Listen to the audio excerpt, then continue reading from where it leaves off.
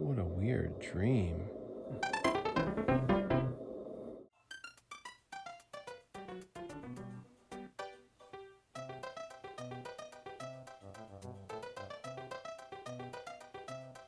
The story. When Mario opened a door after climbing a long stair in his dream, another world spread before him, and he heard a voice call for help to be freed from a spell.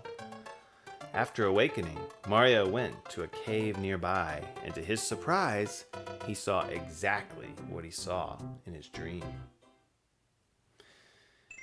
So begins the story of Super Mario Bros. 2. Hey, welcome to the Games Conversation channel. My name is Paul. I'm going to select Mario to start, because that's who's kicking off our story. And yeah, we're playing Super Mario Bros. 2. This has always been one of my favorite Mario games because it's so different. Did you see that? I caught that turnip. It's so weird, honestly. We're playing Super Mario World on our channel. Josh and I are playing together, co-op. And that one probably is legitimately the best 2D Mario game. But this one, I thought, let's go ahead and go back and play it, because it's like a good time for Mario, and, it's just a cool game. But obviously, most people know, it wasn't originally a Mario game. I think we mentioned it back in our Zero Mission playthrough, that it's almost like the most well-known piece of trivia about video games, I feel like. People want to bring up, oh, did you know Mario Brothers 2 was originally Doki Doki Panic? And that is a cool thing to know, but it's just so well known at this point. But I think that's why it feels very different. But I think also what I like is that it has a legacy. Shy Guys are still in Mario stuff today. Birdo, still in Mario stuff today.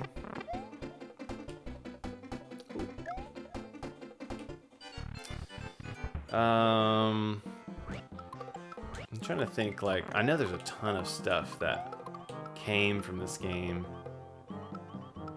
But there's also some things that they haven't gone back to. Alright, so I'm a Super Mario Bros. 2 Pro. I know you could go out this way, but I also know that you can go out this way. And it's kind of a shortcut, I think. But this way, I don't know if this way lets you climb up the clouds. I kind of want to do that. So you could go that way, and I think you go around and you take a shortcut to Birdo. Oh. Is this just letting me pick a bunch of coins? Yeah. This is the one. I wanted to climb the vines and get the ladybugs and stuff. I don't know. I just think it's fun. So yeah, there's not traditional power-ups in this game, right? There's mushrooms that you find in a dream world. And I always think it's interesting that the dream world has the music from Mario 1, as if I don't know, it sort of signifies that they're two separate things to me.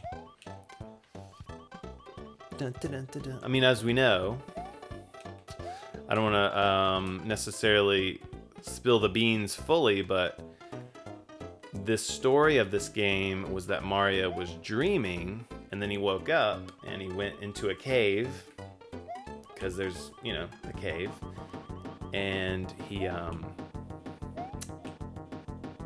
basically saw what he saw in his dream. So if you took the shortcut that I pointed out earlier, you would actually come on top of this hill. You'd come around over. So instead of, climbing up those vines and seeing those kind of ladybug enemies, I just kind of wanted to see it. So Birdo, like I said, Birdo introduced in Mario Bros. 2. Birdo also recently found her way onto Mario Kart 8 Deluxe. So that was kind of a cool surprise, that they're adding characters apparently. I'm wondering who I'd love to see. I always miss Diddy Kong. Because they have Donkey Kong, and he's been in for like a long time. But I remember I played the Mario Kart on the Wii, and I always liked Donkey Kong, or Diddy Kong. So his absence in 8 Deluxe is like, to me, feels really obvious. I'm trying to think. There's other, I know Mario Kart 7? Is that the one on the DS? That was like really popular. A lot of people, there's a lot of characters there, like Wiggler and Queen Bee and Professor Egad, I think. Maybe Rob. Ooh, cherries. Wow. Glad I caught that on video. Hey, welcome to the Games Conversation channel. I really appreciate you watching today. And if you appreciate you watching today, why don't you go ahead and leave a comment? Or you could like the video. Either one of those would be cool. All right, back to the episode. So I think what I'm going to do in this playthrough is switch characters every chance I get. Just because I think that's the cool thing about this game. And I don't remember the levels well enough to know like what character goes best where. So we're just going to give them all a try.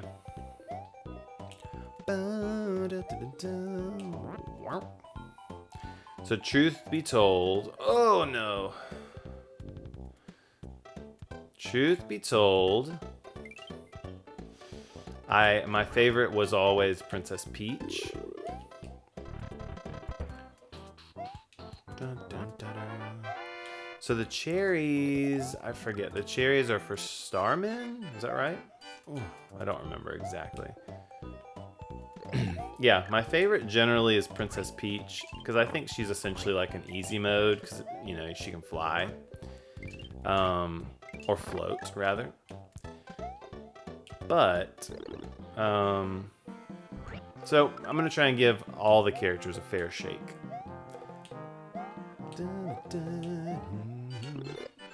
So yeah, we are playing the Super Nintendo Mario All-Stars version. Just because, like, I mean, I played the NES version growing up exclusively. But for this playthrough, I figured, like, why not enjoy some graphical upgrades and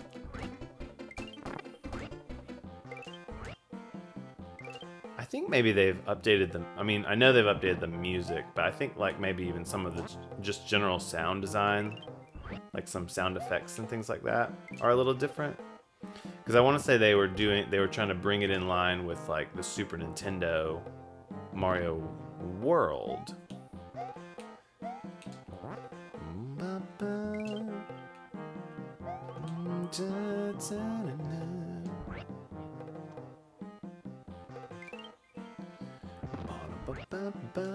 Bombs, man. Bombs feel like I don't know, kind of a weird thing almost for a Mario game. I mean, I know we have bombs, but like, does Mario? He doesn't generally use bombs as far as I know. Ugh, I think I just wasted a potion spot right there. Yeah, for sure. Oh, well, we'll take it anyway. I only have 1 heart left. Yikes. Yeah, I always liked Luigi too, because I like that this game gives Luigi his own, like, distinction. Like, he's more than just green. He can jump higher. I love that his little leg flails. And he's like a little slipperier to control. Which I don't love that about him, but, you know, I like that he's distinct. Toad time. So Toad is a faster digger. That's the thing I remember about him. I think he maybe jumps lower, shorter. Why is my jump not working? Okay.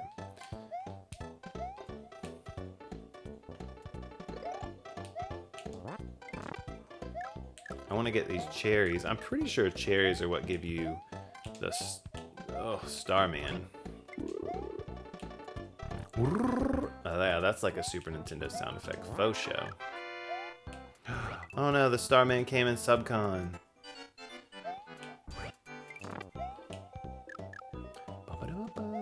I always like these fish. So one thing that I think that's cool about Mario games is like, they generally do a good job at some point, like in the credits or something, they'll tell you, oh no. They'll tell you what all the enemies are called. And I always appreciate that. Oh no. Man, I just completely blew that opportunity. So that potion that I just got, I think I was supposed to save it.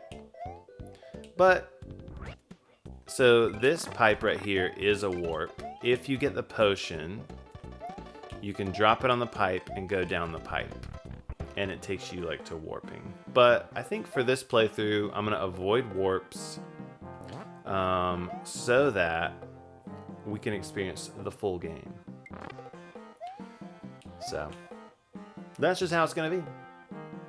I generally do take warps though, just so you're aware. But leave a comment below. Are you someone, when you play this game, that you like to do the warps?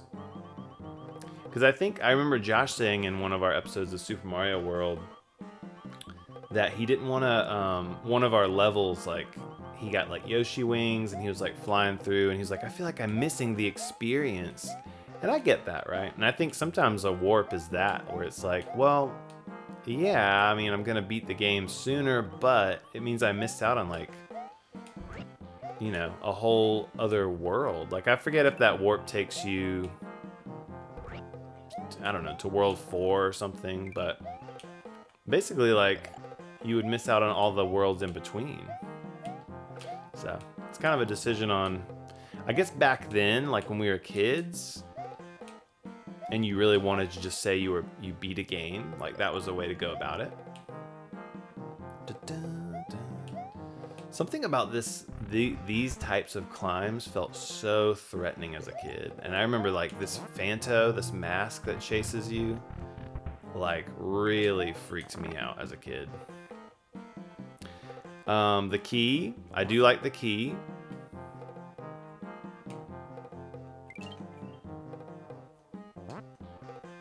It's almost like this could have been a good opportunity to bring in like the key from like Super Mario World, but this one looks like a little distinct.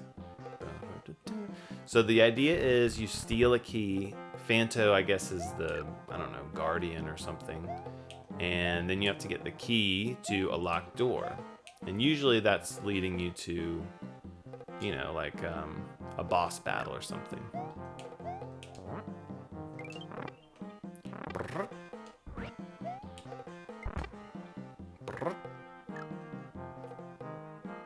Ugh.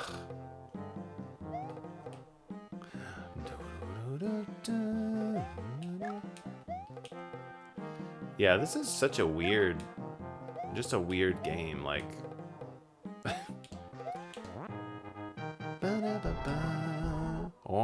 Like a bird mouth eats you. Oh, fun fact. In this redo of Mario 2 on the All-Stars version, like this arena is made out of like blocks. And, you know, I remember as a kid thinking, well, no, not, yeah, I guess I did play this as a kid. I played the original too when they were just kind of, they weren't, maybe it was just multicolored or something. But for this remake, they did specifically blocks. And I think, I remember as a kid thinking like, oh, it's like Lego. But I found out that these are actually intended to look like a specific type of block that Nintendo themselves made to compete with Lego. And I had never known about that. All right, so we are here fighting Mauser, which is such a great name for a boss. And I always really liked this boss. So he throws bombs. You gotta just catch him. And then you have to lay the bomb in a way that he's gonna get hit by it.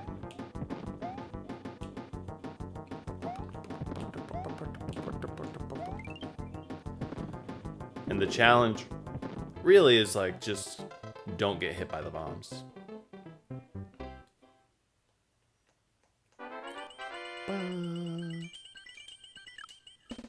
Now I don't remember, does every world have 3 levels or 2? I want to say they have 4. Or I meant 3 levels or 4. So we're gonna find out, is this still world 1 or are we into world 2? Well, thanks for joining the Games Conversation channel. My name is Paul and we're playing through Super Mario Bros. 2, one world at a time. We'll see you in the next episode.